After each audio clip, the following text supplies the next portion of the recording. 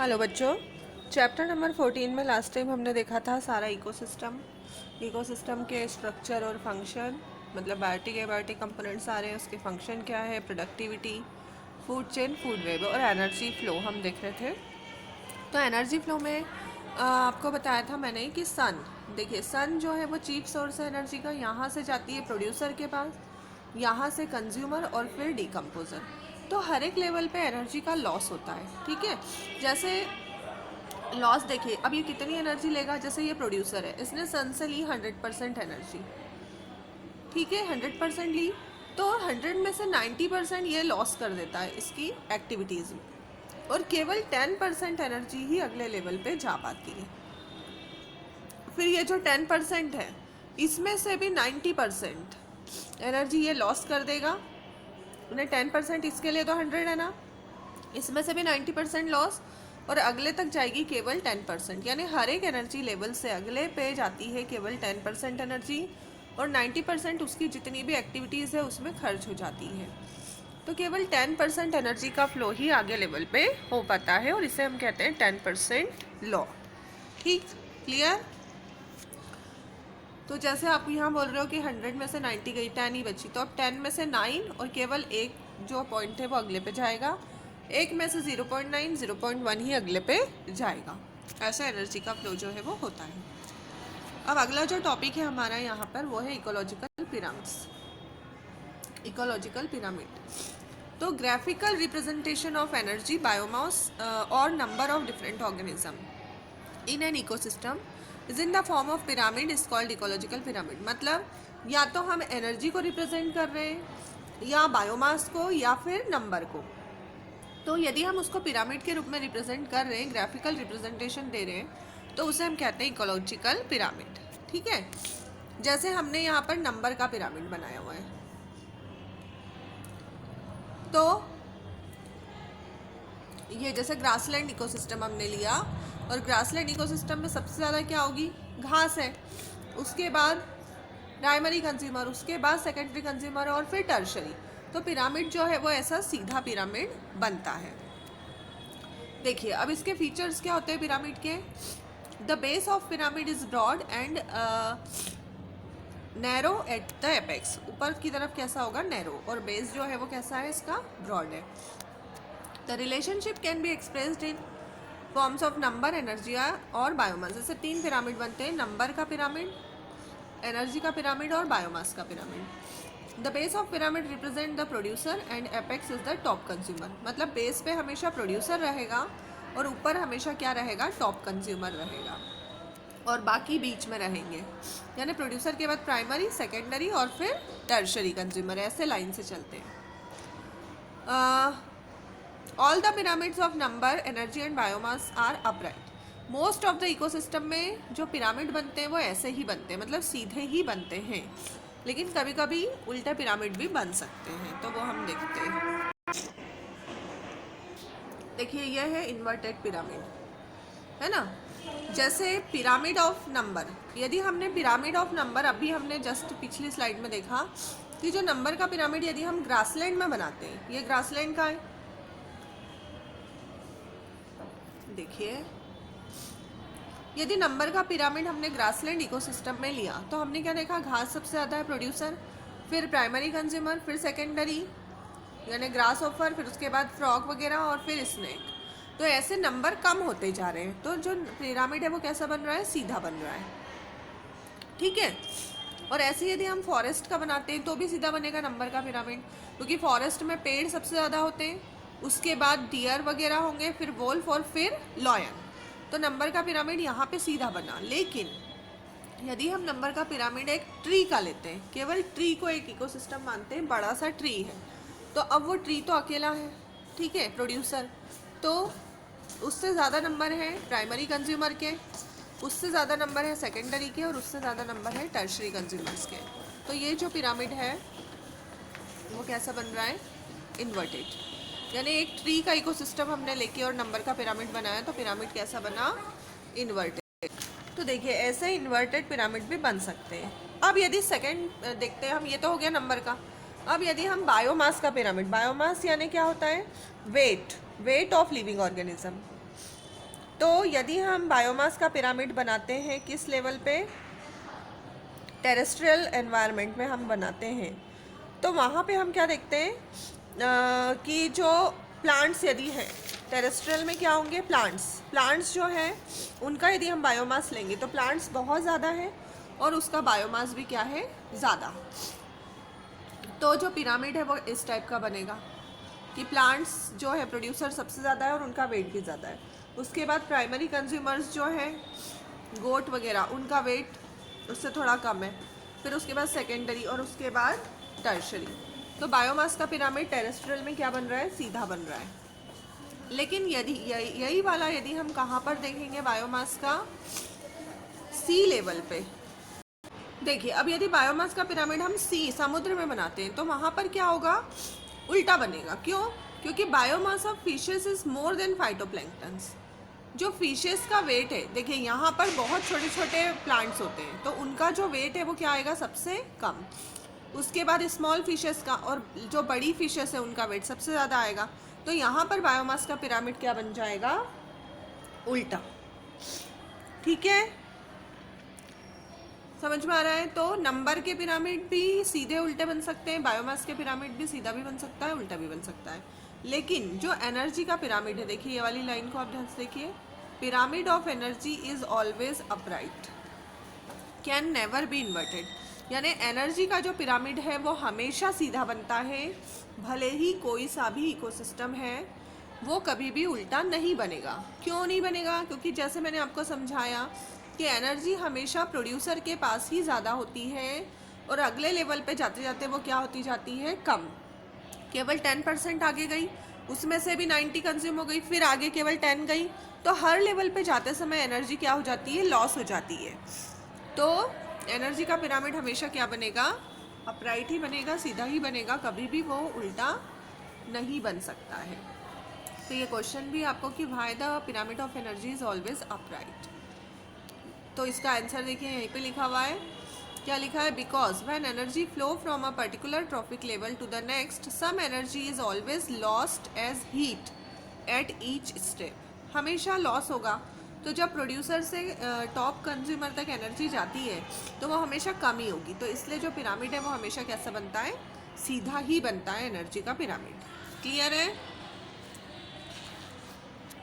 ये हो गया पूरा पिरामिड वाला। अब इसके बाद देखते हैं हम अगला टॉपिक जो कि है इकोलॉजिकल सक्सेशन। इकोलॉजिकल सक्सेशन देखिए क्या होता है, gradual and predictable changes in the species composition of a given area. मतलब देखिए जब भी हम कम्युनिटी की बात करते हैं तो प्लांट हो या कोई भी बायोटिक कम्युनिटी हमेशा स्टेबल नहीं रहती, उसमें धीरे धीरे स्लो चेंजेस आते रहते हैं। तो ये जो इसमें क्या क्या रहा है कम्युनिटी में, plant as well as animal और उनका जो पूरा हैबिटेट है। तो ये जो चेंजेस यहाँ पर आ रहे हैं धीरे धीरे, तो वो क्या है, कहलाते हैं सक्सेशन। इसको हम क्या बोल सकते हैं, the sequential and progressive replacement of one plant community by the development of another community up to development of climax community in a particular area or habitat। इसे हम बोलते हैं प्लांट सक्सेशन या फिर इकोसिस्टम का इवोल्यूशन। मतलब यदि कोई प्लांट की कम्युनिटी पूरी तरीके से वहाँ से रिप्लेस हो गई है, कोई दूसरी प्लांट कम्युनिटी वहाँ पर आ गई है, और ये किसके कारण होगा, बहुत सारे फैक्टर्स काम करते हैं यहाँ, जो है क्लाइमेटिक फैक्टर्स हैं, एनवायरमेंटल फैक्टर्स हैं। तो ये सब के कारण एक कम्युनिटी चेंज होकर वहाँ दूसरी आ सकती है और ये कहलाता है सक्सेशन। तो अब देखिए ये फर्स्ट है primary succession, that starts where no living organism are there. Primary succession का क्या मतलब है, जो कहाँ पर शुरू होगा, जहाँ पर कोई कम्युनिटी है ही नहीं, स्टेराइल एरिया पे, मतलब बंजर ज़मीन पे जो शुरू होता है सक्सेशन, जहाँ पे कुछ नहीं है और एक पूरे नए पौधों की कम्युनिटी वहाँ पर आ गई है। जैसे कि कोई नई चट्टान हो सकती है, सैंड ड्यून हो सकते हैं, या फिर कोई बंजर ज़मीन हो सकती है जहाँ पर अभी कुछ नहीं है और बाद में वहाँ पर पूरी कम्युनिटी आ गई है, तो वो कहलाता है प्राइमरी सक्सेशन। ठीक है। और सेकेंडरी का क्या मतलब है, अ succession that starts in area which have lost all the living organism that existed here. मतलब जहाँ पर पहले पूरी कम्युनिटी थी लेकिन किसी कारण से वहाँ पर सारा कुछ खत्म हो चुका है, तो फिर से वहाँ पर यदि नई कम्युनिटी बनती है तो वो क्या कहलाएगा? Secondary succession. ठीक, जैसे पूरा जंगल कट चुका है या घास का मैदान है या खेत है जो अब पूरा हट चुका है और वहाँ पर फिर से नया बनना, वो क्या कहलाएगा? Secondary succession. और सेकेंडरी सक्सेशन जो है ना वो प्राइमरी से थोड़ा ज़्यादा तेज़ी से होता है। ठीक है, अब इसके बाद है हाइड्रार्च, मतलब ये कहाँ पे होता है? वेटर एरिया, मतलब पानी वाली जगह पे। फिर उसके बाद जो है ज़ेरार्च, ज़ेरार सक्सेशन मतलब ड्राई एरियाज़ में होने वाला। फिर पायोनियर स्पीशीज़, अब इसमें देखिए मतलब हाइड्रोसियर और जीरोसियर भी बोलते हैं इसको। ये हाइड्रोसियर मतलब पानी से स्टार्ट होने वाला और जीरोसियर मतलब ड्राई ज़मीन, ड्राई एरिया यानी कि रेगिस्तान से या रेतीली जगह से स्टार्ट होने वाला। अब यहाँ पर पायोनियर स्पीशीज़ क्या होती है? The species that invade a bare area, जो सबसे पहले उस बंजर ज़मीन पे आएगा वो। ठीक है, जैसे लाइकेन्स या फाइटोप्लैंक्टन्स। जैसे सबसे पहले किसी चट्टान पे लाइकेन आए या फाइटोप्लैंक्टन्स यानी छोटे छोटे बहुत छोटे जो पौधे होते हैं उन्हें कहते हैं, वो आए, तो ये क्या कहलाते हैं? Pioneer species. ठीक है, तो ये हो जाएंगे सक्सेशन। इसमें आपको एक है हाइड्रोसियर यानी जो कहाँ से पानी से स्टार्ट होता है और दूसरा है जीरोसियर जो स्टार्ट होता है ड्राई एरिया से। अब इसके बाद है साइकिल। साइकिल्स मतलब कौन से साइकिल? जो एनवायरनमेंट में चलते हैं, बायोजियोकेमिकल साइकिल्स, बायोजियोकेमिकल साइकिलिंग। इसमें क्या होता है? Movement of nutrient element through the various component of an ecosystem as between biotic and non biotic component. मतलब जो न्यूट्रिएंट है वो बायोटिक से नॉन बायोटिक पे चलता जाता है साइकिल और वो कहलाते हैं बायोजियोकेमिकल साइकिल। जैसे कि गैसियस साइकिल में आते हैं कार्बन और नाइट्रोजन, और सेडिमेंटरी साइकिल में फॉस्फोरस और सल्फर। जैसे oxygen cycle, carbon dioxide cycle, ये सब सुने होंगे ना आपने। फिर उसके बाद फॉस्फोरस साइकिल, तो ये सब बायोजियोकेमिकल साइकिल कहलाते हैं। देखिए जैसे ये कार्बन साइकिल दिया हुआ है यहाँ पर कि कैसे स्टार्ट हो रहा है ये।